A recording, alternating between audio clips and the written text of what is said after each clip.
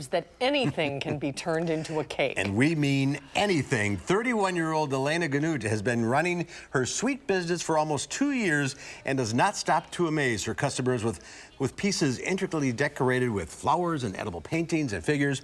She produced cakes from scratch, and among the most curious are a cake shaped as an octopus, a shoe, and a barrel with grapes.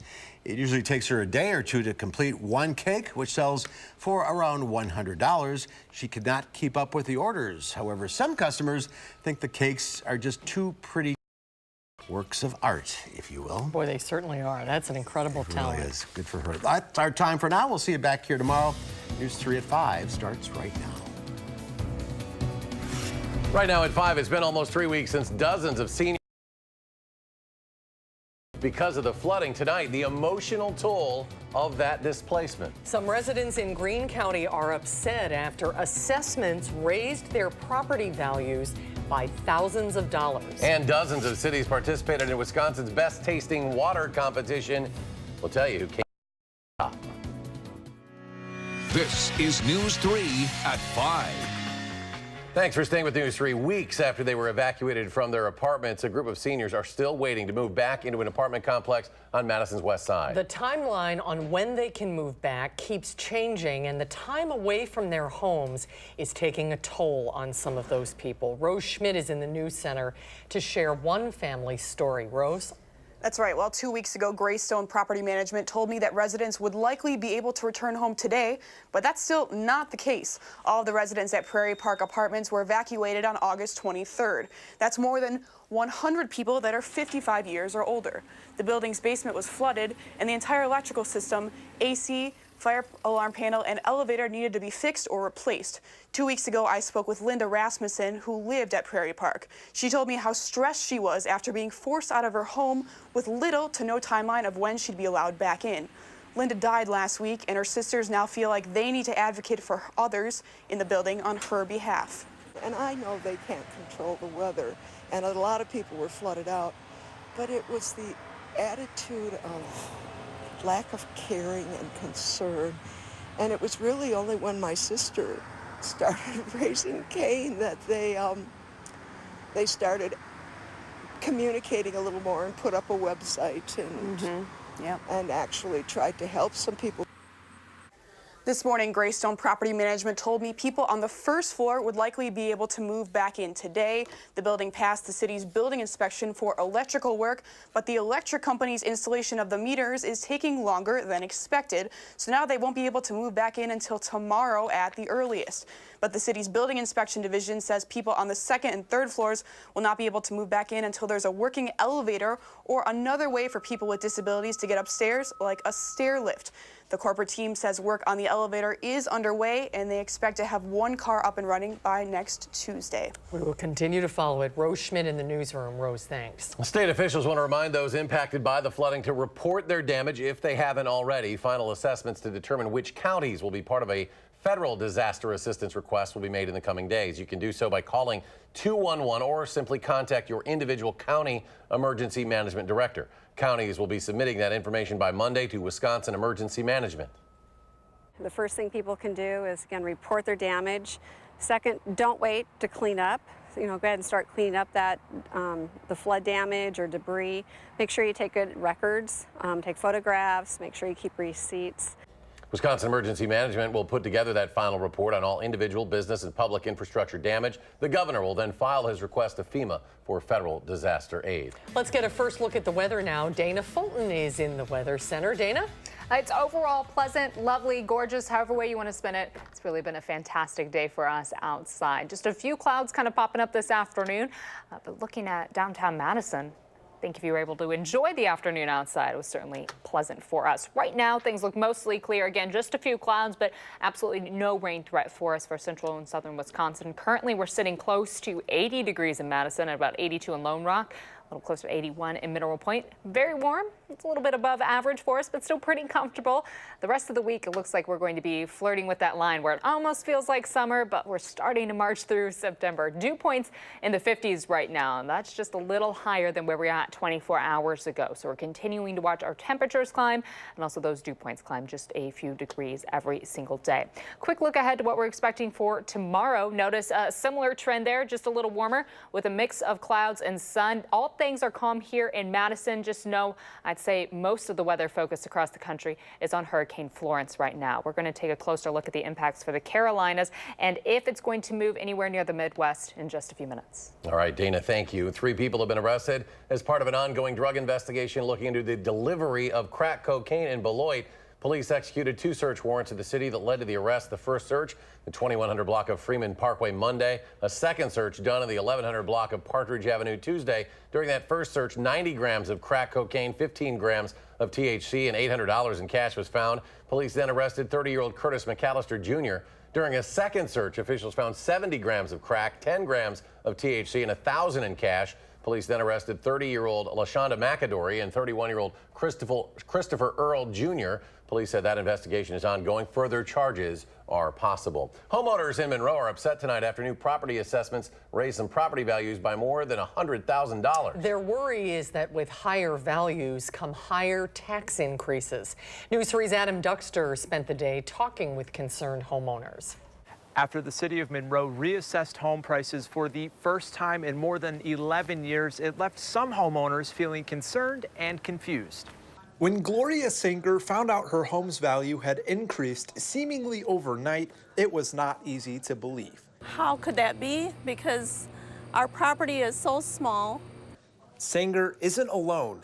Every home and commercial property in Monroe were recently reassessed for the first time since 2007. Some homes raising in value more than $100,000. Today, the third-party appraisal firm in charge answering questions from residents worried about this change impacting the taxes they pay. Gloria says the whole thing makes no sense. Our community does not have a lot of manufacturing, good wages, for jobs. It's just a small town, and to get that hike, it just seems not right. Appraisers and city officials trying their best to explain to homeowners today. City Manager Philip Rath saying the rising home prices won't necessarily impact people's taxes. The city, including myself, the Finance Taxation Committee and the Council, are doing everything we can to keep your taxes the same for the city. That means that we're looking at all of our operations and we're doing everything we can to make sure that we keep that levy the same amount. Some Monroe residents say that while finances are a touchy subject, they do feel better after a sit-down consultation. It's hard when finances are involved. It's hard to remain impartial, and things can get heated, but I'm very pleased with my outcome. But even after a consultation, Gloria says she's still not convinced things will be all right. They were trying to find houses compatible to ours, but a lot of those houses were on the other side of town. Now, at this time, there are no next steps for people still left feeling unhappy after today. Some homeowners I talked to say they're going to bring the issue to City Council. In Monroe, Adam Duxter, WISC News 3. The average price increase for homeowners in Monroe was 16%. As Green Bay gears up for the Vikings on Sunday, many fans are wondering if Aaron Rodgers will be suiting up. Coach Mike McCarthy with an update today saying Rodgers is day to day. According to ESPN reporter Rob Domofsky, Rodgers called his injury a sprained knee that he sustained Sunday in the historic comeback win over the Bears. Coach McCarthy says Rodgers will be working in a rehab group during today's practice and will be given the entire week, whatever it takes to get ready for the Vikings. Rodgers says he is pretty sore and has been feeling a little better every day. Packers will play the Vikings Sunday at noon at Lambeau Field. Doctors at UW Health say everyone 6 months or older should get their flu shot as soon as possible, especially before the end of October, because it takes 2 weeks after getting the vaccine for the protective effects of a flu shot to set in.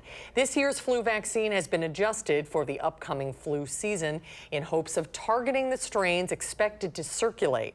Each year, on average, between 5 and 20% of the U.S. population gets the flu. Tens of of thousands are hospitalized and thousands die from flu-related illnesses. Unfortunately, it is impossible to predict how bad this year's flu season will be. You know, I have a magic 8-ball here on my desk to try to help, and it always just tells me ask again later.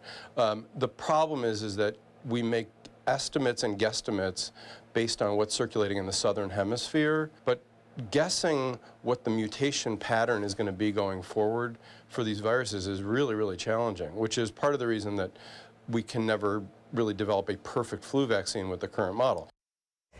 The nasal spray flu vaccine has been reformulated and is now once again offered this year. Madison has been named the winner in Wisconsin's Best Tasting Water competition for the 33rd year. A panel of judges participated in a blind taste test at Monona Terrace today. Judges chose the best tasting samples from a groundwater source and the best tasting samples from a surface water source. The winners of those rounds then went head-to-head to determine Wisconsin's winner, and Madison was victorious. All the waters we tasted today were really very nice. They were all good. There was no losers there.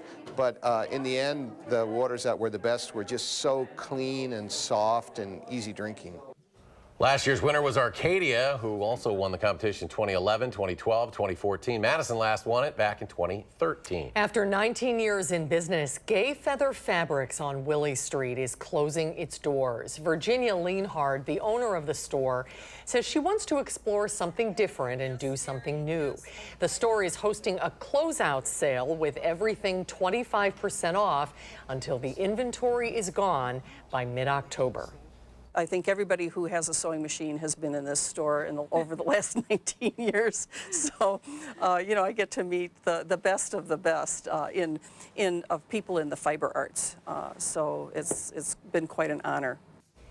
Leanhard says she's going to continue sewing by having private lessons, going on sewing retreats, and helping local 4-H sewing clubs. The last day for business at Gay Feather Fabrics will be October 31st. And there's more to come at 5. Up next, a reality check on an attack ad by Tammy Baldwin on Leah Vukmir in the U.S. Senate race. And the National Weather Service downgrades Hurricane Florence, what they're saying about the now Category 3 hurricane. And mixed numbers of midweek trading on Wall Street. The Dow up 28, while the Nasdaq fell back 18. The S&P jumped a point. We'll be right back.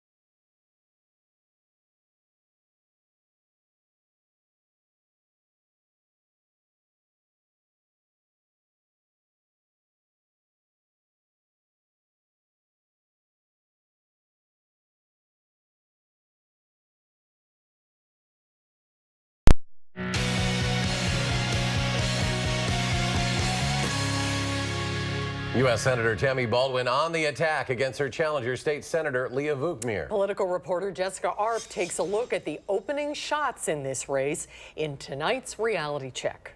It's a common strategy in politics. Define your opponent before they can define themselves. And that is just what Tammy Baldwin seeks to do in her latest ad. For 16 years, Vukmir served in the state legislature and been a national leader of ALEC, an organization funded by corporations to lobby state governments. It's true that Vukmir is a 16-year veteran of the legislature. She's also a former chair and remains on the board of the American Legislative Exchange Council, or ALEC.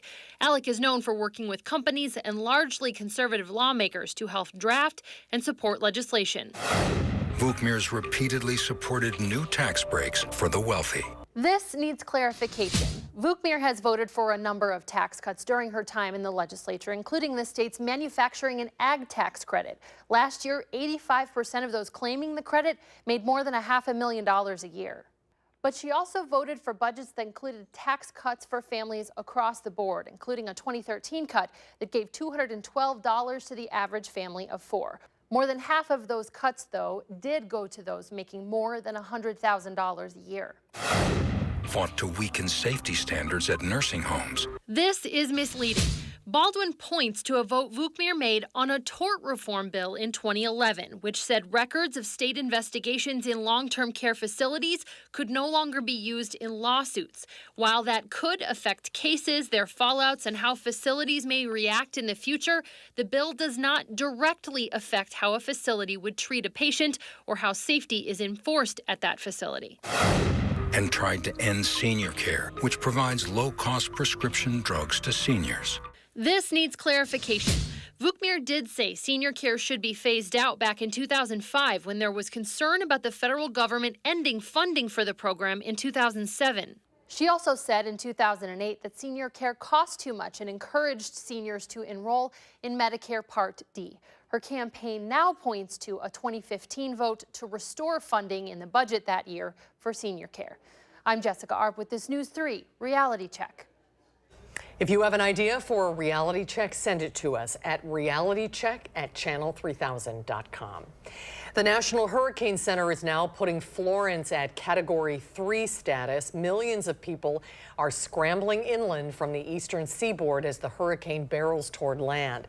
The National Weather Service is calling Florence the storm of a lifetime, bringing winds, storm surge, and close to 2 feet of rain.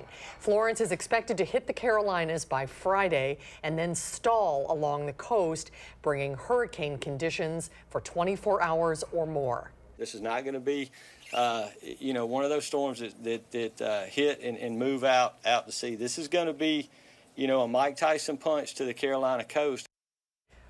Once the storm moves inland, the flooding threat will be extreme. 15 to 25 inches of rain, up to 40 inches near the eye of the hurricane and the center of Florence. Those are really some incredible satellite pictures you're seeing of this storm. It is going to be something. Hopefully everybody stays safe. I know both you and Dana are familiar with that area. Your parents are seeking refuge as well. And Dana's keeping a close eye on it. You used to cover some hurricanes like this, huh? Absolutely. That's right where a lot of my family members are right now, and a lot of friends back in the Midlands and Central South Carolina and the Low Country along the coast currently, and the entire Carolina coast, North and South Carolina, in for quite a punch over the next several days. Now, I know the National Hurricane Center has said the storm has weakened a little bit, but it's still flirting right along that line of Category 3, Category 4.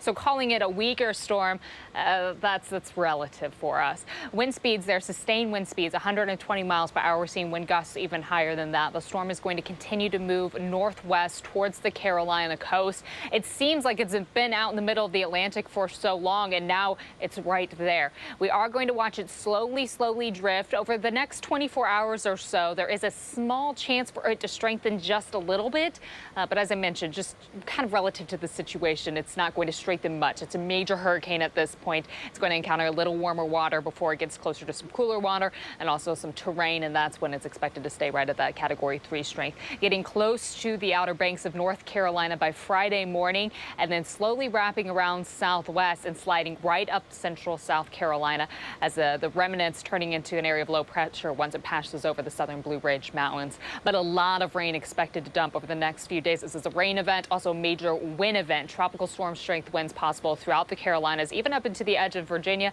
down into parts of Georgia, certainly possible as well. And the rainfall, we can certainly relate here. Folks in South Carolina had a historic rain event back in 2015. A lot of dams in South Carolina have not been repaired since that event, so they could be in for quite a situation if that 6+ inch prediction comes through for the Midlands there in South Carolina. The Outer Banks of North Carolina, over 2 feet of rain certainly possible. Some areas could even see more for them. That rainfall total just expected to climb as the storm moves in and then stalls there for a little bit.